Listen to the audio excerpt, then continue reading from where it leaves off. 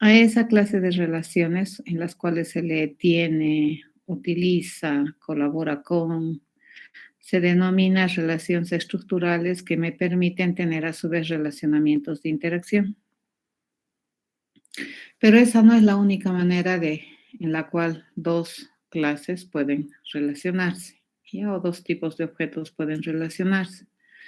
Puede haber algún tipo de relaciones donde lo que se trata de hacer es encontrar o relacionar algún tipo de objetos con otro tipo de objetos que tiene probablemente características esenciales básicas similares y que de por sí esa otra clase representa un concepto un poco más general que la que estamos observando.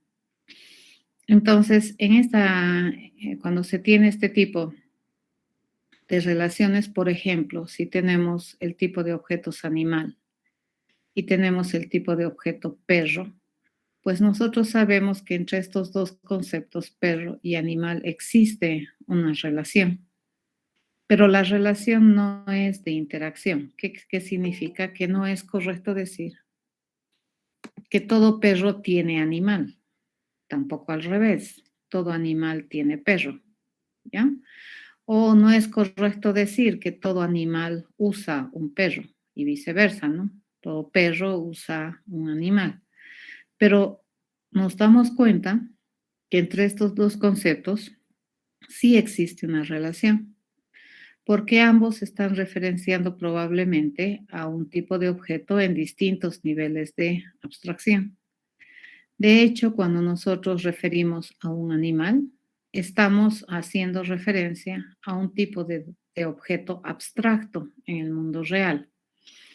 Y en el mundo real nosotros solemos hablar bastante bien o solemos identificar este tipo de objetos de manera muy natural para poder referenciar, fíjense, a un tipo de objeto sin entrar en una particularidad específica.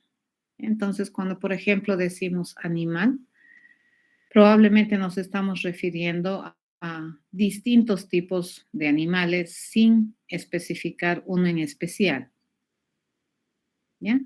A ese tipo de concepto, fíjense, cada objetos le correspondería a una clase de muy alto nivel de abstracción, ¿de acuerdo? Entonces, como estos ejemplos, hay muchos en el mundo real y nos permiten básicamente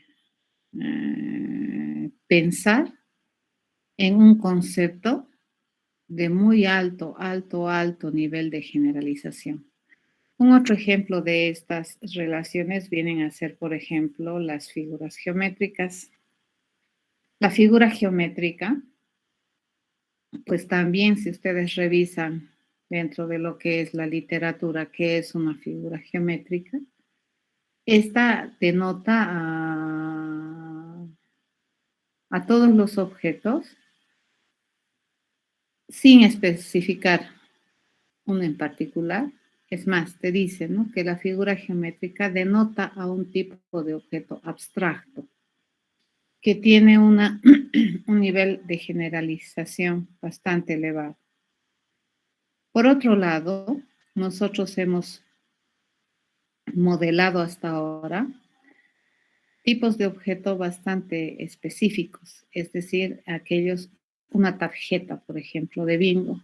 Para nosotros, cuando pensamos en una tarjeta de bingo, pues le podemos dar un conjunto de características esenciales, porque este tipo de objeto, tarjeta de bingo, es bien específico, ¿de acuerdo? Pero si hubiéramos hablado, por ejemplo, que podemos tener una tarjeta de bingo, podemos tener una tarjeta de loto, ya, o cualquier otro juego que requiera de una tarjeta para anotar, pues entonces el concepto tarjeta, fíjense, vendría a identificar a un objeto abstracto, pero una tarjeta de bingo es un concepto específico. En ese mismo sentido, fíjense, todo triángulo es una figura geométrica, ¿ya? Pero, ¿qué es la diferencia entre lo que es un triángulo y figura geométrica? El triángulo ya especifica con mayor detalle un conjunto de características que lo diferencian de otra figura geométrica, como por ejemplo los rectángulos, ¿cierto? Sin embargo, cuando yo quiero referirme ya sea a triángulos o rectángulos o círculos o rombos, sin distinción, probablemente lo que yo voy a hacer es pensar en un concepto más general, ¿ya? Es completamente válido que eso exista en muchos problemas que nosotros vamos a ir a resolver. Y también es completamente válido que nosotros tengamos la posibilidad de representar a este tipo de objetos abstractos. Y también deberíamos poder representar la relación que existe entre estos tipos de objetos abstractos con estos otros tipos de objetos que son más específicos, ¿no? Debería haber una manera de relacionar, por ejemplo, objetos de clase triángulo con objetos de clase figura geométrica. Ya eso debería suceder. Para explicar, digamos, un poquito este concepto de lo que es un objeto abstracto, pues este ya está dentro de nuestra realidad. ¿Ya? Esta definición me la he agarrado de esta página que habla, ¿no?, de una definición conceptual de lo que es una figura geométrica. Y ustedes aquí, si observan, dice, ¿no?, que este concepto, fíjense, identifica a cualquier figura, dice, en el plano, geométricos que se componga de un conjunto de puntos no vacío y que esté cerrado, ¿no?, ese conjunto de puntos. Pero también, fíjense, estas figuras geométricas representan, por otro lado, a objetos abstractos. Porque si nosotros decimos, ya toda figura geométrica, esta es bonita definición, ¿no? Porque te dice, toda figura geométrica es una representación visual y funcional, dice, de un conjunto no vacío y cerrado de puntos en el plano geométrico. Ah, dices, entonces toda figura geométrica que tiene un conjunto de puntos, correcto, en el plano. Podríamos pensar en eso. Pero por otro lado también te dice que este concepto de figura geométrica identifica a objetos abstractos, ¿ya? Y usualmente se utiliza esta clase de nominaciones, le llamaremos, para poder entender, fíjense, en este caso espacialmente el universo, ¿no?, a través de figuras geométricas. Pero cuando nosotros hablamos de animal, ese también es un concepto de muy alto nivel de abstracción. Y también nos sirve, fíjense, para entender el universo de los seres vivos, ¿correcto? Entonces, cuando queremos referirnos a algo de mucha generalización, entonces vamos a trabajar usualmente con ese tipo de objetos. Bien, ¿eso qué significa entonces?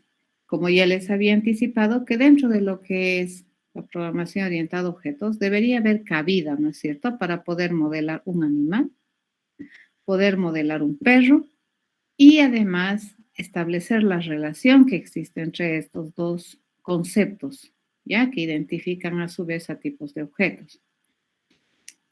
Pues nosotros nos damos cuenta que en esta dupla animal-perro, pues nosotros identificamos muy fácilmente cuál sería la forma de relacionar o la frase que podríamos formar con estos dos conceptos, ¿no es cierto? Perro, animal. Podríamos decir que todo perro es un animal, ¿de acuerdo? Entonces, si nosotros observamos el mundo, una de las bases de la programación orientada a objetos te dice, ¿no?, que es la abstracción. Y te dice que los seres humanos, cuando observamos las realidades, siempre hacemos estos procesos de clasificación, siempre tendemos a observar el mundo y a identificar, digamos, tipos de objetos y usualmente a separarlos, ¿ya? Y clasificarlos e identificar esta clase de objetos, esta otra clase de objetos, y usualmente los identificamos o los separamos o los dividimos, digamos, en distintas clases Uno por su funcionalidad, otro por la diferencia, ¿no? Que probablemente visualmente podamos observar en los distintos tipos de objetos. Pero también es correcto pensar que nosotros en el mundo real, cuando hacemos procesos de clasificación, también tenemos la posibilidad, fíjense, de hacer procesos de subclasificación. Esto nos enseñan bastante de esta escuela, ¿no es cierto? Cuando te enseñan, por ejemplo, biología. Ya dependiendo de si los animales o los seres vivos tienen esqueleto o no, se pueden subclasificar en vertebrados o invertebrados. ¿De acuerdo? Y aún así, fíjense, estos grupos de objetos, le llamaremos, siguen siendo de muy alto nivel de generalización. Este proceso que nosotros hacemos entonces de clasificar, subclasificar, subclasificar, es bastante natural, ¿ya? Y lo que hace la herencia básicamente es proveerte, ¿no? De esa propiedad para que tú puedas modelar de manera más adecuada las realidades que observas para probablemente resolver un problema, si así lo requiriera, ¿no? No es obligatorio. Entonces, el principio de la herencia básicamente, ¿qué te permite? Te permite extender objetos o definir tipos de objetos sobre la base de la definición de un tipo de objetos que tiene usualmente características que son comunes a un otro conjunto de tipos de objetos, ¿no? Y a medida que tú vas subclasificando, entonces cada subclasificación que tú identificas va a tener la misión de añadirle información más específica a los tipos de objetos. ¿Ya? Entonces, este dibujito que tenemos nosotros aquí, por ejemplo, acá nosotros tenemos un tipo de objeto que ya tiene muchas especificaciones, ¿no es cierto? Este ya es muy específico. Este es un ejemplo de objeto. Se puede empezar a construir sobre la base de este otro tipo de objetos. ¿De acuerdo? Nosotros podemos partir de esta base, extenderle algunas características y obtener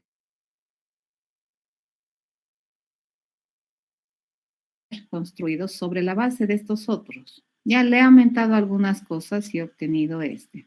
Y a su vez, dices, ¿no? Así sucesivamente. Estos se han construido sobre la base de estos objetos que son realmente tan generales, digamos, que luego yo le he añadido cosas y he podido obtener esto. Cuando nosotros tenemos esta clase de representación, que es el resultado de la clasificación, subclasificación,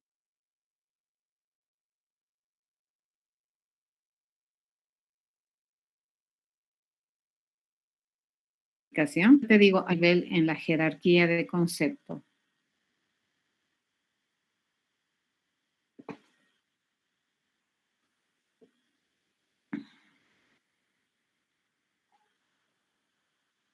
Repito, si tuviera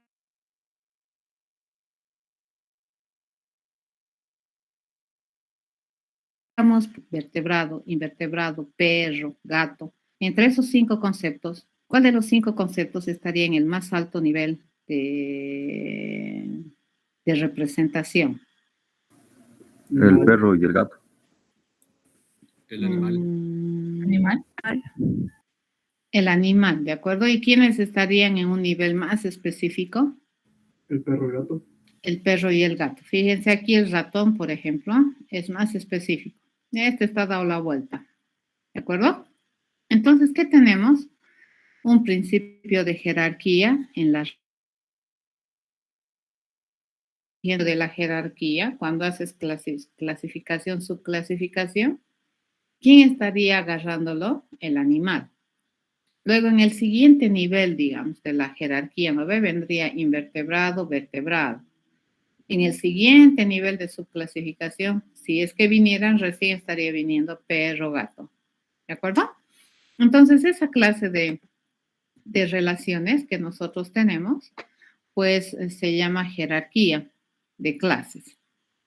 En este caso, fíjense, los objetos empiezan a definir sus características considerando las características de otro objeto que ya están determinadas y que van a ser las bases. ¿De acuerdo? Entonces, por ejemplo, si nosotros tenemos el animal, las características que tendría el animal deberían ser tan básicas, tan primitivas, tan sencillas, le podremos decir, que van a servir para todo tipo de animal.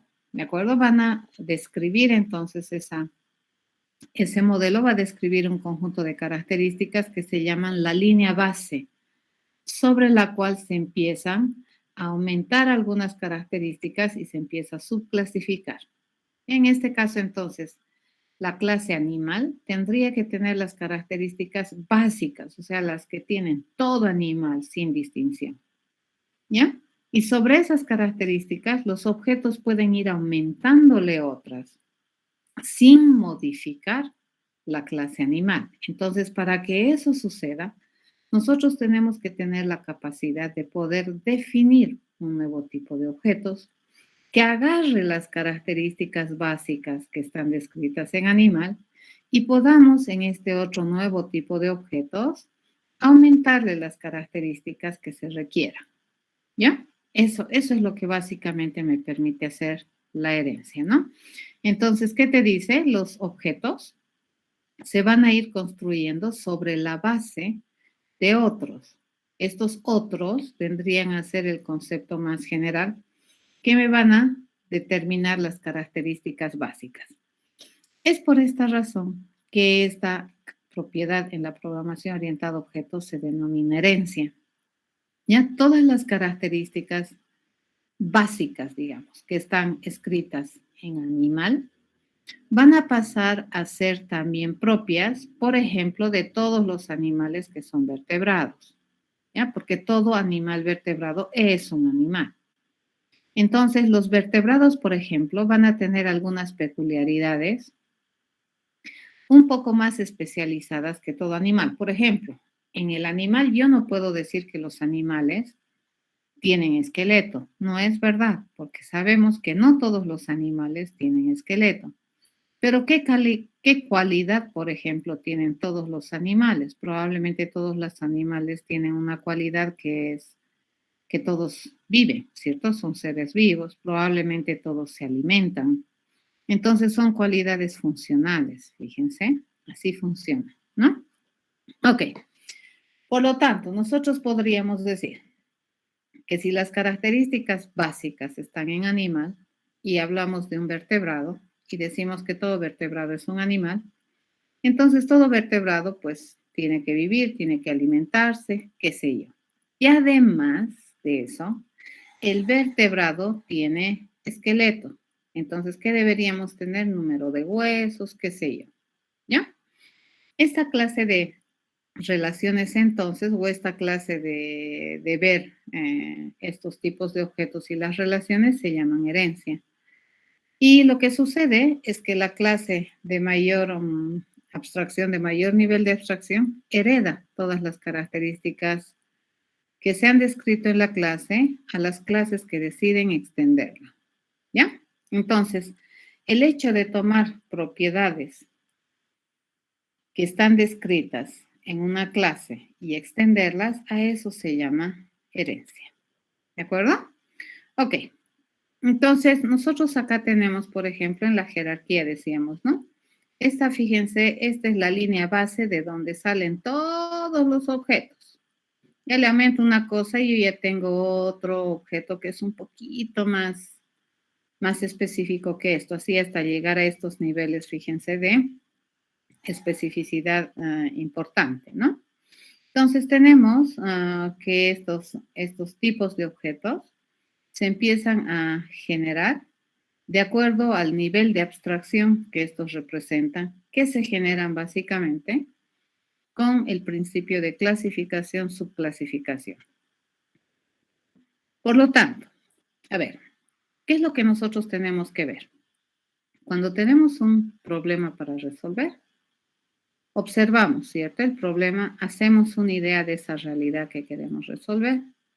Y si en esa realidad nosotros vemos que hay alguna forma de clasificar, subclasificar, entonces básicamente ese problema te está llamando a que tú puedas diseñar o definir tipos de objetos de una misma naturaleza a distintos niveles de abstracción, lo cual es completamente posible, ¿ya? Entonces, por ejemplo, ¿cómo se concibe la cosa de la herencia?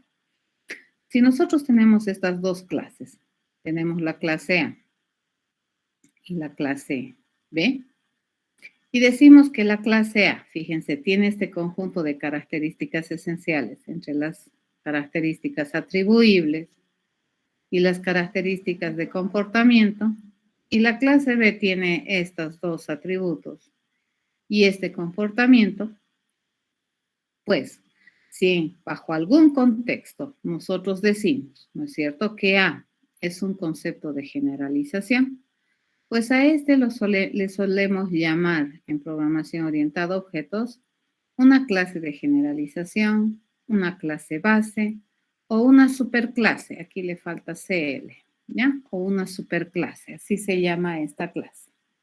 Si nosotros decimos que B, fíjense, por el contrario de A, representa un tipo de objetos que tiene mayor nivel de especificación, entonces a estas usualmente se le conoce como clases de especialización, clases extendidas, porque se van a construir extendiendo las características de alguna clase base, o también se llama subclase. Probablemente el nombre más fácil para nosotros de entender la propiedad de la herencia es denominar a este una superclase y a esta una subclase. ¿De acuerdo?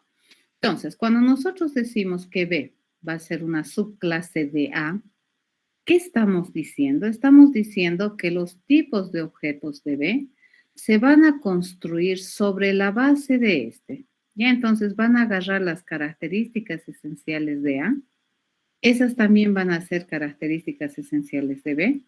Y sobre esta base le vamos a aumentar estas otras cosas que son propias de B. Por eso a estas clases se les conoce también como extendidas, ¿ya? En la literatura, entonces, ¿qué te dice? Una subclase identifica un tipo de objetos que se construye y se extiende sobre la base de otro, ¿ya? De otro tipo de objetos. Bien, si nosotros queremos leer o modelar, por ejemplo, esta relación de herencia, en diagrama de clases nosotros vamos a utilizar esta simbología, que es un triángulo, cuyo vértice superior, le llamaremos, está apuntando siempre a la superclase y la base del triángulo está hacia el lado de las subclases. Cuando nosotros tenemos esto en un diagrama de clases, esto se lee categóricamente así. Todo objeto de clase B es un A, ya es categórico, ¿de acuerdo? Todo perro es un animal, es categórico, ¿de acuerdo? Pero si nosotros leemos al revés, digamos, yo puedo leer, ¿no? Todo A puede ser un B, no necesariamente es un. Entonces, por ejemplo, un animal puede ser un perro, pero no necesariamente, ¿ya? Ok, pero básicamente el concepto de herencia te permite, ¿no?, definir un tipo de objetos que extienda, fíjense, las características que están aquí. Dicho de otro modo, podemos definir este tipo de objetos considerando que estas características que están identificadas aquí también son propias de este tipo de objetos, ¿ya? Por eso es que esta relación hacia arriba, le llamaremos, es una relación que se lee de manera obligatoria. Se dice es un. Todo B es un A. ¿Ya? Ok. A ver, ¿qué consecuencias tiene esto? La diferencia entre una relación de herencia y una relación de interacción Es que en las relaciones de interacción, siempre al final existe una dependencia funcional. Ya habíamos dicho que si un auto tiene motor, entonces probablemente el auto va a usar el motor, ¿cierto? Entonces a eso se llama dependencia funcional. Si el juego del bingo tiene tarjetas, entonces probablemente el juego va a utilizar esas tarjetas, ¿de acuerdo? De algún modo. En el caso de la relación de herencia, pues no existe una dependencia funcional. ¿Ya? ¿Cómo se lee la dependencia? O cómo se lee la relación es una relación de inherencia en realidad. Propiedad de, es propio de. Por lo tanto, nosotros podemos leer así, fíjense. Podemos, si solamente miramos a la clase B, yo digo, ¿no? Todo objeto de clase B tiene el atributo 3 y tiene el atributo 4, que son atributos propios de todo objeto de clase B. Pero por herencia, resulta que todo B también tiene el atributo 1 y el atributo 2, ¿ya? Por herencia, porque este objeto de clase B ha decidido que es un A. Por lo tanto, ha decidido que las características que tiene A también le son propias a B. Pero no necesito escribirlas acá. Fíjense, a eso se llama herencia. Entonces, la clase A va a heredar las características esenciales a su subclase. En este caso, es correcto decir que todo objeto de clase B también tiene el atributo 1 y el atributo 2, que desde esta perspectiva de modelamiento resultan ser atributos generales y obviamente son heredados de la clase A. Lo mismo sucede con los métodos.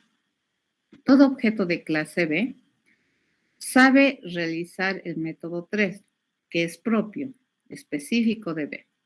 Pero por herencia, también es correcto decir que todo B sabe el método 1 y sabe el método 2, ¿ya?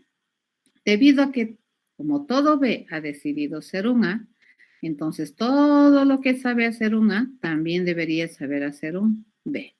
A esto se llama heredados, ¿de acuerdo? Estos métodos que tenemos aquí son heredados. Por lo tanto, fíjense, en el modelo que nosotros tenemos acá, básicamente tenemos 3 características esenciales, 2 atributos y un comportamiento. Pero por esta relación de herencia, al finalizar, resulta que todo objeto de clase B tiene 4 atributos y 3 comportamientos. ¿De acuerdo? Eso.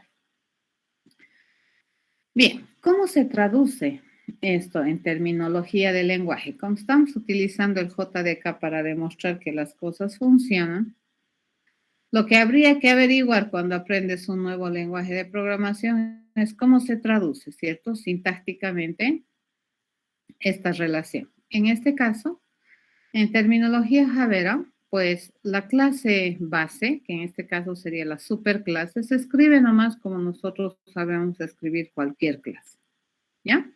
¿Dónde hay la diferencia? La diferencia está en la subclase. Acá lo que vamos a hacer es aumentarle esta parte en la cabecera de la clase. Yo le digo, la clase B es una clase extendida de A. ¿Qué estamos diciendo?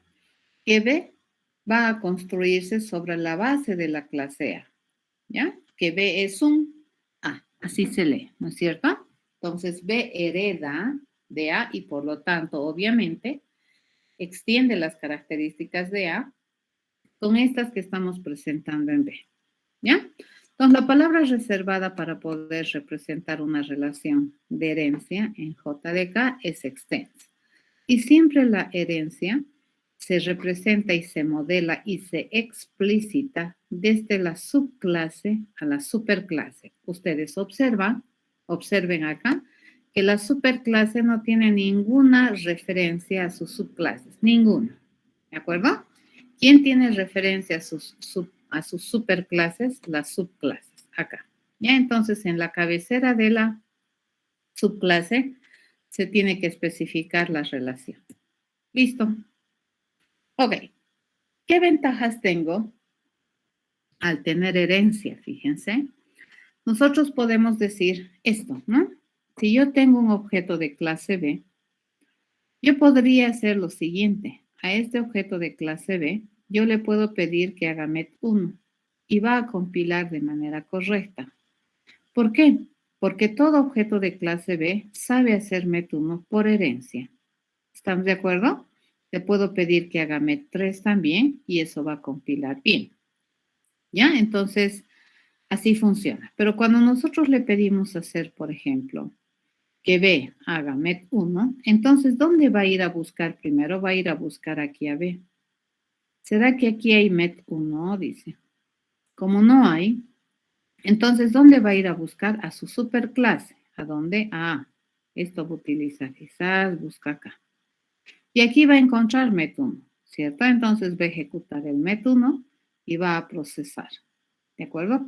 Así funciona. Esto que acabo de mostrarles se da en tiempo de ejecución. Eso no se da en tiempo de compilación.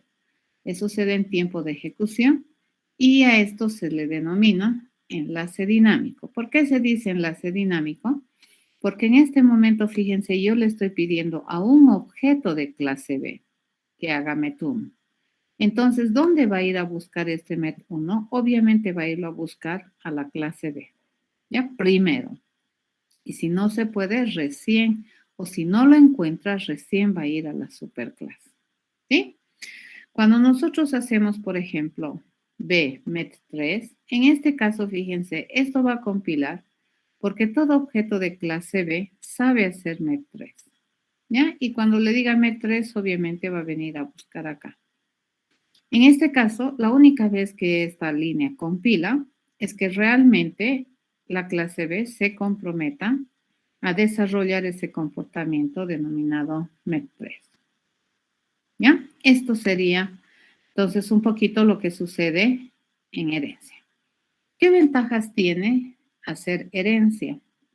Bueno, una probablemente de las ventajas interesantes de la herencia es que te permite modelar de mejor manera situaciones del mundo real, donde tú necesitas, ¿no?, identificar distintos niveles de abstracción de tipos de objeto que están probablemente relacionados o son de alguna misma naturaleza, ¿no? ¿Qué también te permite la herencia? Te permite tener extensibilidad. Por ejemplo, si yo le digo que vamos a tener acá animal y este perro, si yo quisiera modelar un gato, lo único que tengo que hacer es aumentar una clase y relacionar. Esto no muevo, ni al perro tampoco lo toco. Entonces, la extensibilidad suele ser una de las características interesantes de la herencia. Obviamente, el reuso. Yo voy a reusar todo lo que esté en la clase base, ¿ya? Pero también podemos personalizar. Entonces, la generalidad es una de las características, ¿cierto? Esto me permite modelar un tipo de objeto abstracto que en el mundo real es un concepto completamente válido para poder entender nuestro universo, ¿ya? Desde alguna perspectiva. ¿Qué me permite extensibilidad? Fíjense, yo puedo tener un círculo, puedo tener un rectángulo, si yo quiero, pudiera tener un triángulo sin tener que modificar esto, ni esto. Eso se llama extensibilidad. Puedo tener reuso, fíjense, puedo reusar este que es el get punto. ¿Ya? Entonces, para todos, fíjense, toda figura tiene punto. Entonces, toda figura sabe dar el punto. Como un rectángulo es una figura, entonces este también sabe dar el punto. Entonces, ¿para qué voy a volver a escribir y definir el procedimiento por el cual se da el punto si es que ya lo hemos escrito en la figura? Entonces, aquí el procedimiento de get punto va a estar escrito en la figura y lo voy a reusar de este rectángulo y de este círculo. Pero también, cuando alguna funcionalidad, fíjense, el calcular área en la figura, pues probablemente me va a devolver 0, porque no hay nada para calcular el área, lo único que tenemos es el punto. Entonces, desde esta perspectiva, si bien es cierto que toda figura sabe calcular el área, y el rectángulo, al ser una figura, debería saber calcular el área, probablemente la funcionalidad que se ha definido en esta clase base, pues no es apropiada, ¿ya? Para este tipo de objeto. Y lo que sucede es que te permite, ¿ya? Además de extender las características de la clase base, pues también se te permite sobreescribir. En este caso, el rectángulo va a redefinir, fíjense cómo se calcula el área, va a redefinir cómo se calcula el perímetro. ¿De acuerdo? Entonces, si bien es cierto hereda, pues probablemente a la subclase no le va a interesar o no le va a hacer de completa funcionalidad o no va a estar a cabalidad la funcionalidad con lo que realmente el objeto representa. Y este tiene la posibilidad de redefinir o sobreescribir, ¿de acuerdo? La funcionalidad de esas prestaciones de servicio. Ok, a ver, lo que vamos a hacer, fíjense, vamos a agarrarnos nos iremos directamente al lenguaje y les voy a ir a mostrar algunas cositas. Vamos a jalar esto, les dejo de presentar. Nos vamos a ir a hacer una prueba de lo que estamos hablando. ¿Ya? Vamos a ir a hacer una pruebita de todo lo que estábamos hablando hasta ahorita. Pues vamos a hacer lo siguiente. Se van a dar cuenta que la herencia, cuando se utiliza bien, pues es un instrumento bastante valioso, ya a la hora de utilizar. Vamos a ir a modelar esto que está en la diapositiva. Les voy a mostrar toda mi pantalla y lo vamos a ir a hacer directamente en código. ¿Ya? Cerramos esta parte. Nos venimos por aquí. Vamos a hacer un nuevecito proyecto. Estamos en el intro 22. ¿Ya? Vamos a escribir, por ejemplo, este que acabamos de modelar acá. Vamos a hacer este. ¿Ya? Ese vamos a hacer. Entonces vamos a ir a modelar este espacio, le llamaremos. ¿De acuerdo? Entonces vamos a construir, vamos a definir esta clase que es la figura. Vamos a definir esta otra, que es el rectángulo. Vamos a definir esta otra, que es el círculo. ¿Verdad? Y bueno, las ubicamos bien bonito. Y empezamos a jalar relaciones. Fíjense, esta es una relación de herencia que es muy diferente a esta, ¿no? Esta te genera interacción, esta te genera herencia. Entonces acá yo le digo, todo rectángulo es una figura y todo círculo es una figura. ¿Sí? Nos vamos a venir por acá y vamos a definir, ¿no? Dice, toda figura, dice, ¿qué tiene? Vamos a borrar esta parte y vamos a ir mostrando cómo funciona. Toda figura dice que tiene un punto, correcto, que es el punto central. ¿Qué sabe hacer toda figura? Dice, sabe calcular el área, ¿ya? Calcular área, ¿correcto? Bueno, ¿cómo calculamos? Por el momento, pues como no tenemos mayor información, le vamos a decir que el cálculo del área es 0. ¿Qué debería saber hacer también? Dice, toda figura debería saber calcular el perímetro, ¿correcto? Y este me debería devolver también un doble, que es calcular perímetro. ¿Sí? Y bueno, como esta figura es de tan alto nivel de abstracción que lo único que tiene es el punto central de esta figura, pues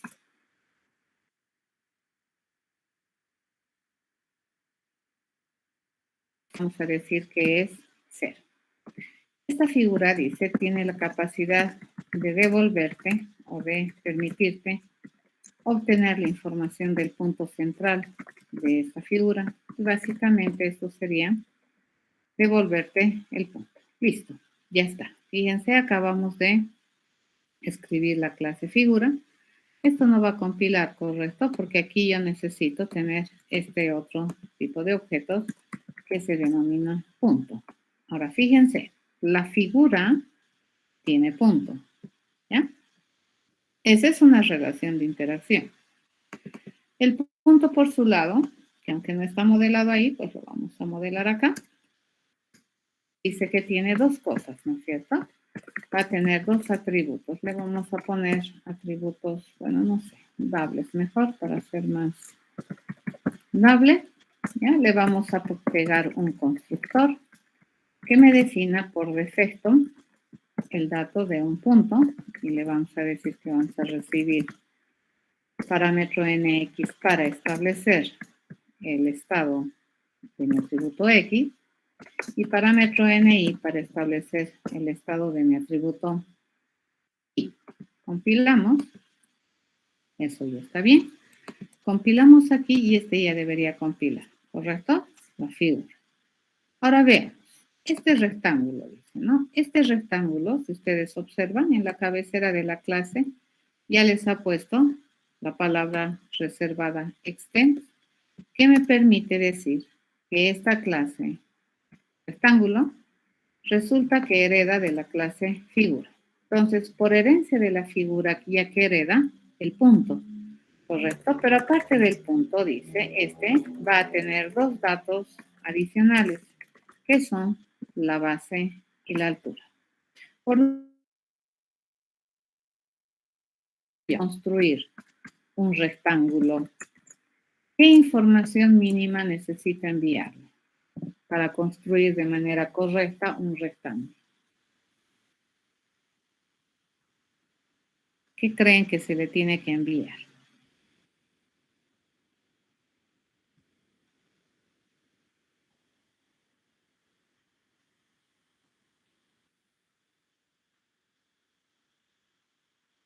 La base, la altura, ¿es lo único que se requiere?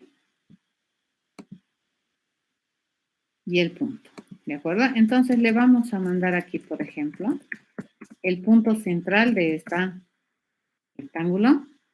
Le vamos a mandar la base, ¿ya? La base, y le vamos a mandar como tercer dato la altura, o necesito, ¿cierto? Recibir en realidad. Entonces, a ver, una tentación que tenemos acá, fíjense, es que si el rectángulo es una figura y la figura tiene punto, y si el rectángulo es una figura, entonces el rectángulo tiene punto. Completamente válido, ¿sí? Entonces yo le puedo decir esto, fíjense, que el punto de este rectángulo, que es un atributo heredado de la clase figura, lo voy a establecer con P. La base de este rectángulo lo voy a establecer con B, ¿correcto? Y la altura de este rectángulo lo voy a establecer con A. ¿Ya? Hasta aquí no hemos hecho nada extraordinario, parece que está todo bien, porque según la teoría, pues nosotros estamos heredando, fíjense, el atributo punto de la clase figura. ¿De acuerdo? Entonces eso está ahí. ¿Ya? Pero si nosotros compilamos esto, nos va a reñir. Fíjense, nos va a generar un error. Y nos dice, muy bien, rectángulo, eres un objeto de clase figura. Es verdad que tú heredas, dice, ¿no? El punto que está descrito en figura, pero cuidado. En figura, el punto es un atributo privado, ¿ya? Y por mucho que tú heredes, jamás esta cápsula de la privacidad se va a romper. Es verdad, tú heredas, te dice, ¿no? El punto, pero no lo puedes utilizar a libre albedrío, porque el control de este atributo lo tiene la clase figura, porque ahí hemos definido que eso sea privado, ¿correcto? Entonces, ¿cómo nosotros podemos definir, dices, no? El punto de este rectángulo, que a su vez es una figura. Lo que se hace es invocar, fíjense, al constructor de la superclase. ¿Y cómo se invoca al constructor de la superclase? Así. Yo le digo super y este automáticamente invoca al constructor de la superclase y le vamos a mandar el parámetro que requiere el constructor de la superclase para poder construir un objeto de clase figura. ¿Ya? Acá no le hemos puesto, ¿cierto? Constructor a la figura, pero si nos pusiéramos a pensar qué mínimamente necesita toda figura para poderse construir de manera correcta, parece que mínimamente necesitamos esta información que me va a permitir establecer el estado del atributo punto. ¿Ya? Listo, compilamos esto.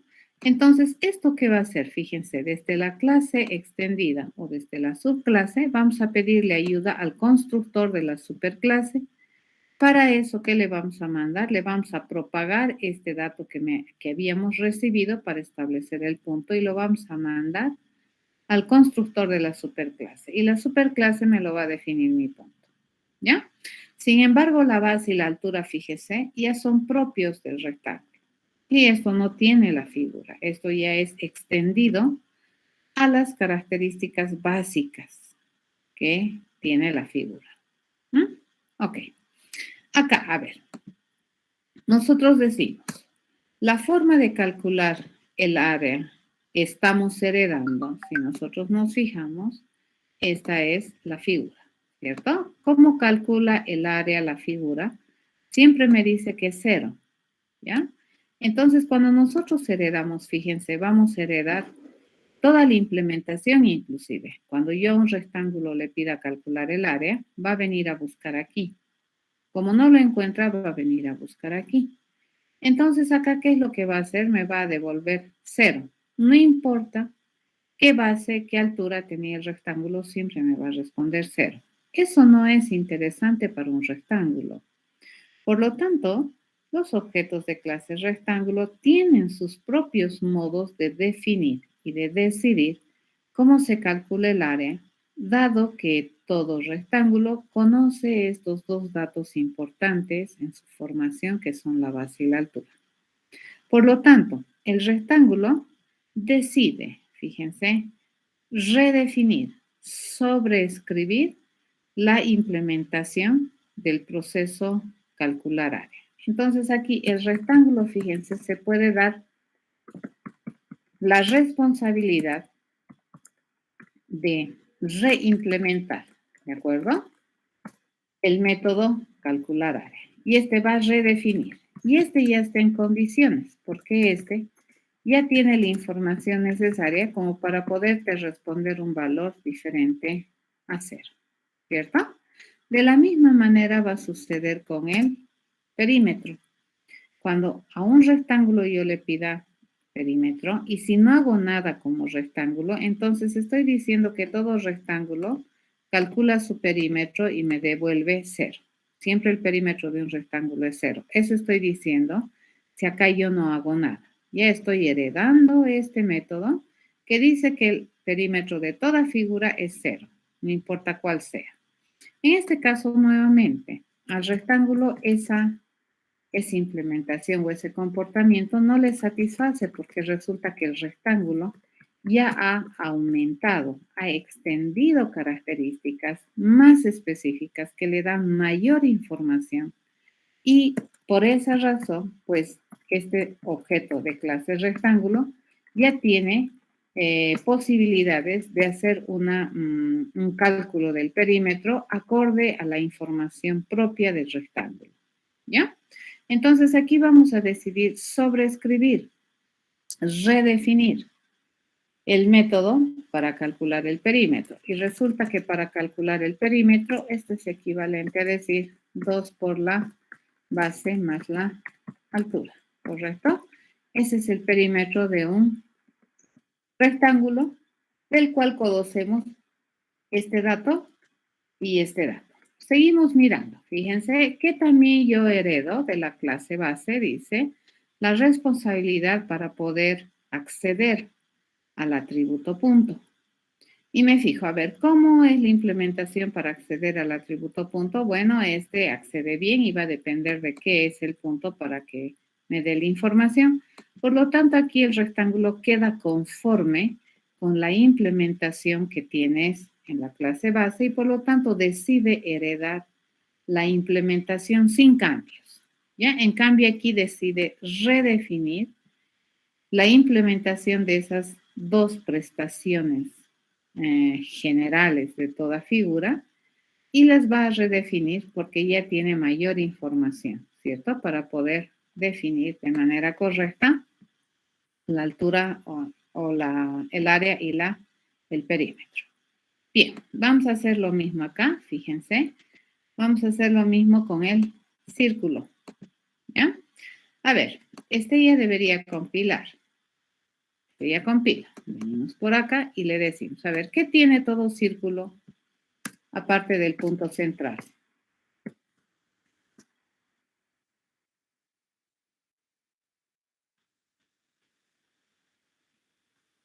El radio. ¿Verdad? Entonces le podemos decir que un dato específico de un círculo es el radio. Le vamos a poner un constructor, ¿ya? A este tipo de objetos círculos. E igual que en el rectángulo, a ver, para construir de manera correcta, mínima, un círculo, ¿qué información se requiere?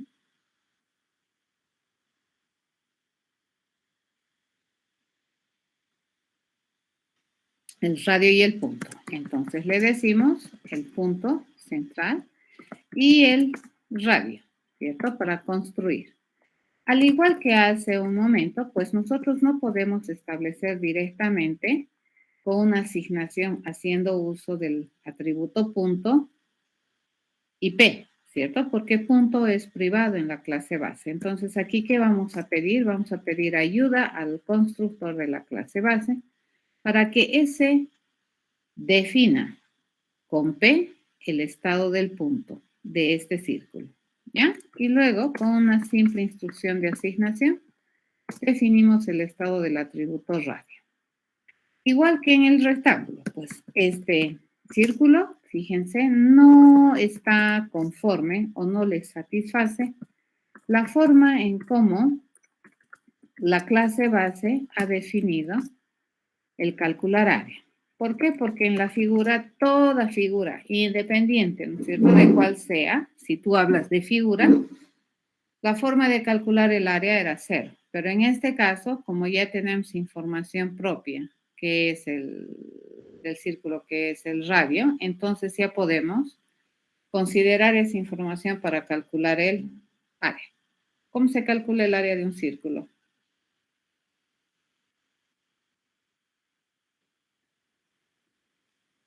Pi por radio al cuadrado, ¿sí? Entonces vamos a agarrar y le vamos a pedir pi a la clase más y le vamos a multiplicar por el radio, ¿correcto? Eso sería. A ver, vamos a ver si es que eso está funcionando. Sí. ¿Y cómo se calcularía el perímetro?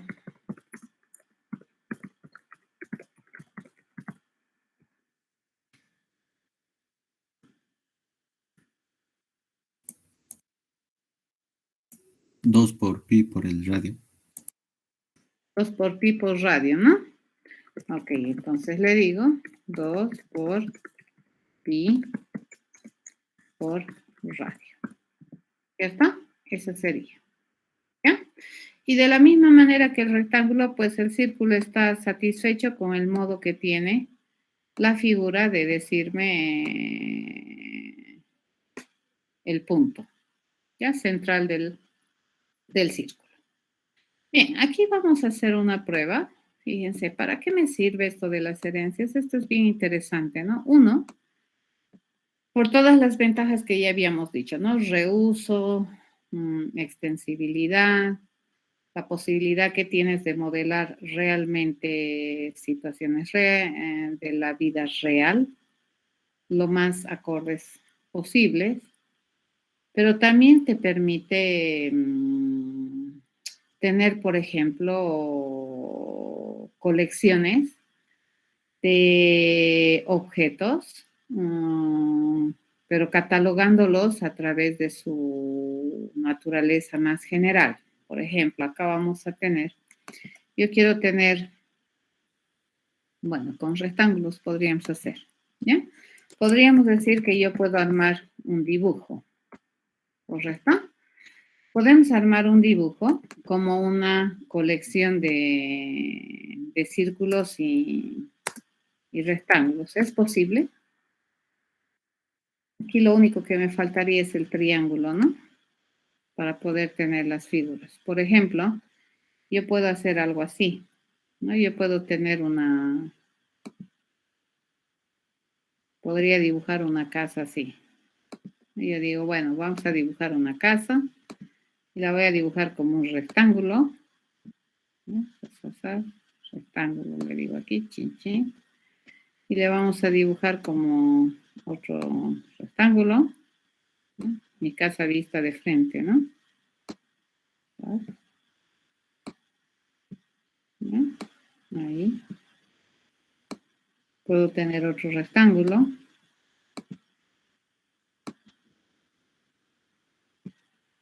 Que me diga que es la puerta. Puedo tener otro rectángulo. ¿Sí? Para identificarme realmente la puertita. Algo así. ¿Sí? Fíjense, más o menos una casa. Aquí, ¿qué me faltaría? ¿Qué dibujito me faltaría acá? Para que tenga interesantes cosas. El techo. Un triángulo, ¿verdad? Si yo pudiera, por ejemplo, dibujar el techo. ¿Mm? Sí. A ver si se parece más a una casa. ¿Correcto? Entonces yo podría tener triángulos, rectángulos, fíjense, y puedo tener una casa hecha, más o menos. ¿Ah? La idea de lo que es una casa. ¿Correcto? Algo así.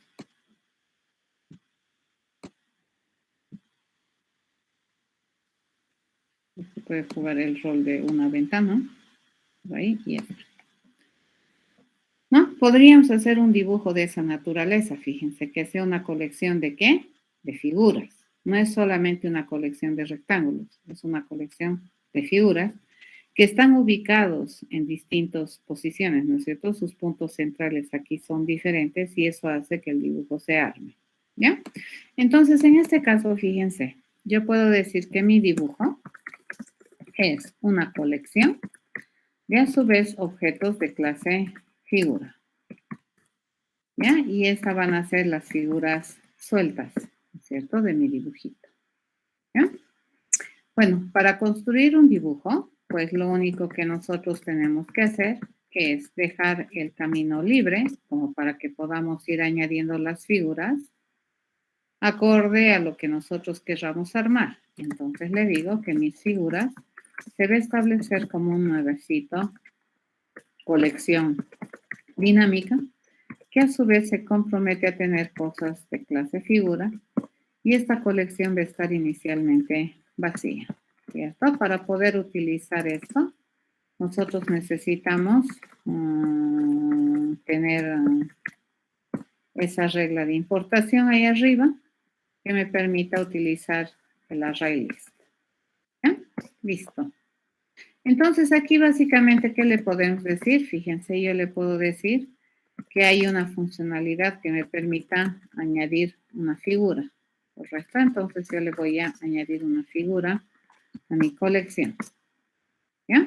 ¿Y dónde vamos a ir poniendo estas figuras? Las vamos a ir añadiendo, bueno, en mi arreglo de figuras, ¿correcto? Yo quisiera, por ejemplo, acá yo quisiera saber cuántas de estas figuras que hemos añadido son rectángulos. Entonces yo quisiera contar cuántos rectángulos hay, ¿correcto? ¿Cuántos rectángulos habrá en esta lista? Le pregunto. Entonces, para poder contar la cantidad de rectángulos, yo podría ir a recorrer, fíjense, cada una de las figuras que tiene mi arreglo de figuras. Ya no me voy a olvidar de ninguno. Y voy a ir a chequear qué tipo de figura es cada una de estas Fs. ¿Ya?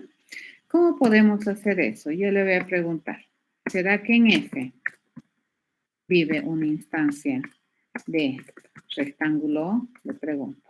Ya no le estoy preguntando por el tipo de la de F. F, el tipo es indiscutible. ¿Qué cosa es? Es figura. Pero ¿qué puede contener? Puede contener un rectángulo. ¿Ya? Entonces acá le estoy preguntando, si es que es un rectángulo, entonces, ¿qué es lo que vamos a hacer? Vamos a incrementar mi contador. ¿Correcto? Incrementamos el contador. Mi promesa de respuesta, fíjense, es un contador que inicialmente va a empezar en 0. No hemos encontrado ningún rectángulo hasta que los busqué. Y mi promesa de respuesta es contador. ¿Ya? Listo. Por ejemplo, puedo hacer eso. Puedo mostrar cada una de las figuras, ¿no? Toda la información de las figuras, qué es lo que yo tengo, si es círculo, rectángulo, en qué posición, sus dimensiones y todo eso. ¿Ya? Bien, a ver, esto compilamos. Fíjense, el tener este tipo de objetos me ha permitido a mí definir esta lista, esta colección de figuras, independientemente de cuántas yo tengo acá. ¿Ya? Entonces, dependiendo de la cantidad de subclases que tenga esta clase figura, voy a tener variedad en mi arreglo de figuras. Entonces, acá nos vamos a construir, por ejemplo, este objeto de clase dibujo. Vamos a observar un ratito qué es lo que tiene. ¿Ya? Vamos a ir a mirar. Inspeccionamos. Este tiene básicamente mi arreglo de figuras, que está ahorita vacío, ¿cierto? Tiene 0 figuras. Ya no tiene ninguna figura. Le vamos a añadir aquí. Le quiero añadir una figura. Y aquí, donde yo espero una figura, fíjense, yo puedo ponerle un rectángulo, ¿cierto? Donde yo espero una figura, le puedo poner un rectángulo, que va a estar en la posición 0, 0, que va a tener como base 3 y que va a tener como altura 5. Ahora, fíjense, ¿cuántos ya tiene este? Tiene un dato. Y este dato, fíjense, es un rectángulo que tiene base 3, tiene altura 5 y que su punto está en la coordenada 0, 0. Este es el primer objeto que tiene esa colección de figuras. Le podemos llenar ahora un círculo. Fíjense, y lo único que le digo, bien, le pondremos donde esperamos una figura, pues yo le puedo poner un círculo. ¿Ya? Y en el círculo, para construir un nuevo círculo, que tenemos que mandarle el punto donde se encuentra. Entonces le puedo decir que este está en la coordenada 2, 2 y que tiene como radio 6. ¿De acuerdo? Ok. Nos fijamos si tiene 2. Este segundo objeto, fíjense qué es. Este es un objeto de clase círculo. ¿Qué tiene en sus datos? En el punto, está ubicado en el punto 2, 2 y tiene radio 6. ¿Ya? Pero mi arreglo, ¿qué tiene? Fíjense, mi arreglo tiene figuras. ¿Ya? Entonces, ¿qué estamos aprendiendo? Que donde yo espero una figura, puedo ponerle un rectángulo. Donde yo espero una figura, puedo ponerle un círculo. ¿Ya? Eso podemos hacer. ¿Alguna duda? ¿Y qué sobre el InstaSoft? ¿Podría explicarlo? ¿Perdón? Sobre el InstaSoft. El instance of, ya. El instance of es un operador booleano. ¿De acuerdo? Que por este lado recibe la identidad de un objeto de una clase de generalización. ¿Ya? Figura es una superclase, ¿no ves? Una clase de generalización. ¿Y el instance of qué hace? El instance of te pregunta por la instancia que vive en F. ¿Ya? Entonces, ¿qué es lo que acabamos de hacer? A ver, les voy a mostrar acá. Vamos a hacer una secuencia por acá. Yo puedo hacer esto, fíjense. Yo puedo tener la figura F. ¿Ya? Donde yo espero una figura y yo le puedo poner un rectángulo. ¿Estamos de acuerdo en eso? Sí. ¿Están de acuerdo? ¿Por qué? Porque está instanciando la figura. O le podemos dar a una nueva figura a figura, sería un rectángulo. Creo que no. No, porque todo rectángulo es una figura. Simple como es. Ya donde yo espero una figura, F, fíjense, es de clase figura. ¿Ya? ¿Yo le puedo poner un rectángulo? Sí. Ahora, con esta asignación que acabamos de hacer, F ha cambiado de tipo. ¿Qué piensan ustedes?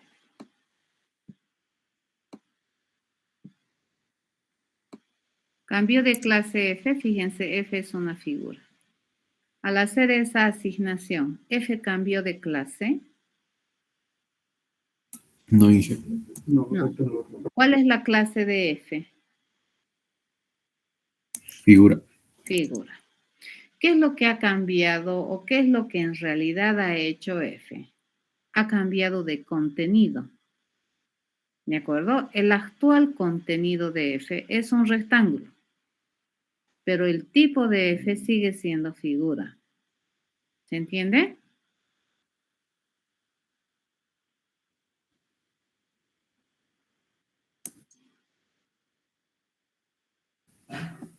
¿Se entiende? Sí, Inge.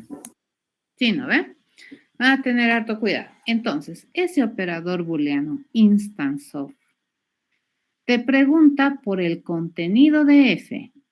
¿Ya? Cuando yo a F le pregunto, le digo F instance of rectángulo, por ejemplo, en este instante de tiempo, si yo le pregunto F instance of rectángulo, le pregunto, ¿ya? ¿Qué me va a responder? Me va a responder true. Entonces, ¿qué está haciendo? Fíjense, ese operador instance of se fija en el contenido de F. ¿Qué instancia particular contiene F? ¿Ya? Y en este instante de tiempo, F contiene una instancia de clase rectángulo. Entonces, por eso es que esa pregunta me responde true. Lo que le estoy preguntando, ¿será que la instancia de F es un rectángulo? Le he preguntado ahí. ¿Y qué me ha respondido true? Pero también es correcto preguntarle como F es una figura, entonces en una figura puede haber ya sea figura, rectángulo o círculo. Cualquiera de los tres puede contener. También yo le puedo preguntar fíjense, yo le digo, ¿será que la instancia de F en este instante es de clase círculo? No me dice, falso. Entonces, en un instante de tiempo, este objeto F, que está catalogado como una clase de generalización, tiene altas ventajas, fíjense. Yo en este F le puedo asignar un objeto de clase figura. Yo a este F le puedo asignar un objeto de clase rectángulo. Pero también en este F yo le puedo asignar un objeto de clase círculo. ¿Correcto? Entonces va a llegar un momento en que probablemente por la dinámica de tu problema, las cosas que haces, no vas a saber exactamente cuál es el contenido de F, ¿ya? Y para poder trabajar a veces con algún contenido particular, pues tú vas a utilizar este operador booleano que te permite esculcar el contenido de F. Y sobre ese contenido, pues pregunta si es que es de alguna clase. Acá no tiene sentido, bueno, se puede, ¿no? Pero no tiene mucho sentido, ¿cierto? Preguntar esto. ¿Qué me respondería esto? True. True, True. ¿cierto? True. Porque F es de clase figura y todo rectángulo es una figura. Entonces lo que tiene, en definitiva, también es una figura, ¿ya? Pero, bueno, cuando nosotros queremos ir a verificar qué exactamente tiene en este instante de tiempo a nivel de especialización, entonces me es útil el operador instance of. Van a tener harto cuidado. No preguntamos el tipo de F, no le estamos cuestionando la clase de F, ¿ya? Eso no es cuestionable. ¿Qué estamos cuestionando? El contenido de F en este instante. Ya debido a que F pertenece o está tipificada con una clase de generalización, pues nosotros sabemos dónde esperamos una figura y yo puedo poner un objeto de clase figura o puedo poner un objeto de sus clases derivadas. ¿Está bien? ¿Te respondí la pregunta?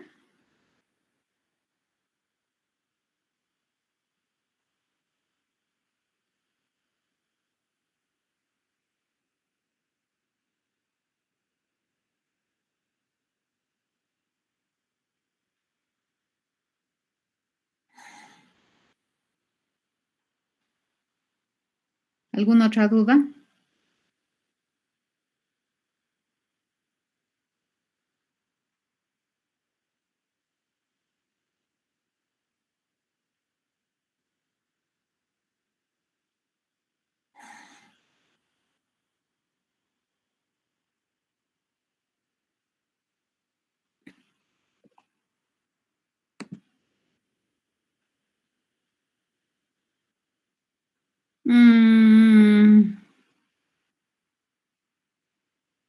A ver, primero con Grover. ¿Por qué el rectángulo es una figura? Porque aquí dice, todo rectángulo es una figura. Fíjate, esta relación es una relación de herencia. Ya, entonces permite relacionar dos clases que representan probablemente objetos de la misma naturaleza a distintos niveles de abstracción. Este es más específico y este es más general, pero estos son de la misma naturaleza, le llamaremos. ¿De acuerdo? Entonces aquí yo ya estoy diciendo que el rectángulo es una figura. ¿Ya? Ahí está. Porque hemos decidido que el rectángulo es una figura. Ok, ¿cuándo se debe y dónde se debe utilizar el instance of? Nosotros utilizamos el... Ah, ya. Está bien, Grover. Nosotros utilizamos el instance of cuando nosotros queremos hacer alguna operación con un objeto que es de clase de generalización. Pero probablemente esa operación tiene que ver con algún objeto de la subclasificación. Entonces, por ejemplo, en este del dibujo que nosotros teníamos, decíamos, ¿no? Queremos contar cuántos rectángulos hay en la lista de figuras. Entonces, ¿qué quiero hacer? Contar solo los rectángulos. Entonces, toda figura que no es un rectángulo no debería ser parte de mi resultado, ¿cierto? No, o por lo menos no debería contarlo como una figura que responde a lo que quiero hacer. ¿Ya? Entonces, en este caso, para poder identificar a las figuras que son rectángulos, a los rectángulos en mi arreglo de figuras, pues hemos utilizado el instance of. Ahora, fíjense, si a mi rectángulo yo le digo que aparte de saber hacer esas cosas, yo le puedo decir, ¿no es cierto? Este rectángulo, fíjense, tiene una propiedad más, es el que me permite consultar por la base, ¿cierto? Entonces, completamente válido, me vengo aquí. ¿Es correcto hacer esto? A ver, ustedes me dicen, ya me voy a copiar esto y le voy a decir, queremos de todas las figuras, quiero sumar. Ya lo que yo quiero es sumar las bases, ¿ya? Y le voy a decir, quiero sumar las bases, esto me va a devolver un doble, y quiero básicamente sumar, ¿ya? Las bases. Entonces le digo, este es un doble, ¿ya? Y le digo, para toda figura, ¿ya? Que nosotros tenemos en mi arreglo de figuras, yo voy a agarrar y en bases vamos a ir acumulando, fíjense, voy a ir sumando, lo que yo le pido a la figura, su base. ¿Se entiende? Le acabo de enseñar al rectángulo a decir su base. ¿Lo ve? Entonces, si yo quiero sumar las bases de las figuras, fíjense mi idea, ¿no? Quiero sumar todas las bases de las figuras. Bueno, agarramos y accesamos a todas las figuras que tiene esta mi colección. Y a cada figura yo le voy a pedir que me dé su base y ese resultado lo voy a acumular en bases. ¿Es correcto? No hice porque podría haber un círculo y en ahí va a botar un error. Ya, y no es tan solo por eso, ¿ya? No va a compilar siquiera, ya no va a compilar, porque resulta que F es de clase figura. Fíjense, F de qué clase es, de clase figura. Entonces, la única vez que esto compile es que toda figura sepa decir getBase. Y nosotros nos fijamos en el modelo de la figura. Nos venimos aquí y decimos, a ver, ¿toda figura sabe getBase? No. Entonces, fíjense, esta parte no va a compilar siquiera, me va a reñir. Y me va a decir, el método getBase no lo puedo encontrar en figura. Me dice. Y tú dices, pero no que sí se podía. No, no todas las figuras saben decir getBase. ¿Cierto? ¿Cuáles figuras nomás saben decir getBase? El rectángulo, cuadrado y triángulo.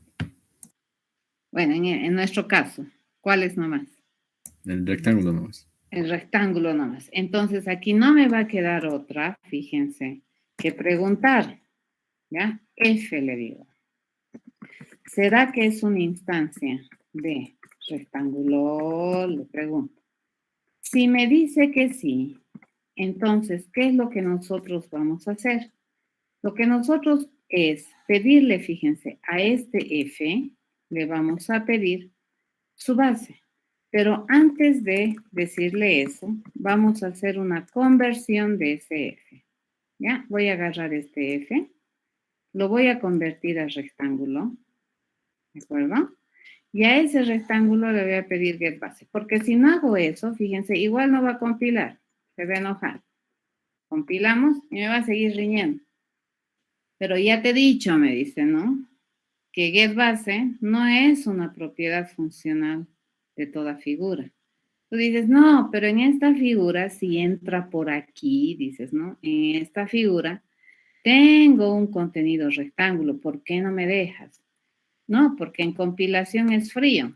Va a mirar, F, ¿de qué clase es? Figura. getBase, ¿sabe hacer toda figura? No, listo, no funciona. Entonces, ¿qué vamos a hacer? Vamos a hacer una conversión. A este F lo voy a convertir a rectángulo. Y luego, a esa conversión, yo le voy a pedir getBase. Van a tener harto cuidado, ¿ya? Porque si eliminas esto, igual no va a funcionar. Ya si hacemos así, ¿qué le estoy diciendo? Que estoy queriendo convertir el resultado de getBase a rectángulo. Igual, me sigue riñendo. No sabe hacer getBase F, me dice. Ok, entonces a este F lo vamos a tratar como si fuera un rectángulo y a ese le vamos a pedir getBase. Ahora sí. ¿Entendido? Entonces, dependiendo, ¿no ve? Del problema que tú quieras hacer, ese instance of es sumamente útil porque este F, ese F que yo he hablado, que es de clase figura, pues puede contener distintos tipos de objetos, ¿te das cuenta? No solamente contiene figuras a secas, puede contener derivados de figura también. Entonces, puede llegar algún momento en el problema que yo quiero realmente saber o discriminar qué derivado de figura está y qué derivado de figura está en esta contenedora y cosas así. ¿Ya?